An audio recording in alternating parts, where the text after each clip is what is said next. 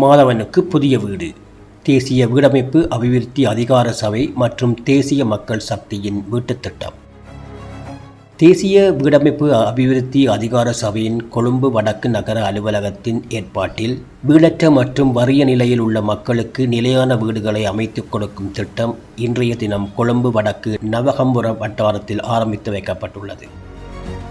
ஜனாதிபதியின் நேரடி அனுசரணையுடன் தேசிய மக்கள் சக்தி அரசாங்கத்தினால் நாடு தழுவிய ரீதியில் முன்னெடுக்கப்பட்டு வரும் பிரம்மாண்டமான வீட்டுத் திட்டத்தின் ஒரு அங்கமாக கொழும்பு பகுதியில் இத்திட்டம் ஆரம்பிக்கப்பட்டுள்ளது.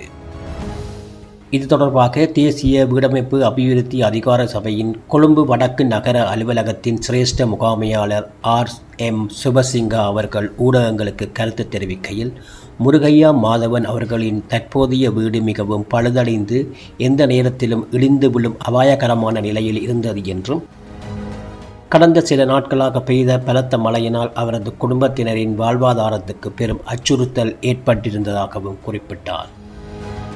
இதனை கருத்தில் கொண்டு கௌரவ அமைச்சரின் அறிவுறுத்தலின் பேரில் தொழில்நுட்ப உத்தியோகத்தர்களின் களப்பரிசோதனையை தொடர்ந்து இத்திட்டம் உடனடியாக நடைமுறைப்படுத்தப்பட்டுள்ளதாக அவர் மேலும் தெரிவித்தார்.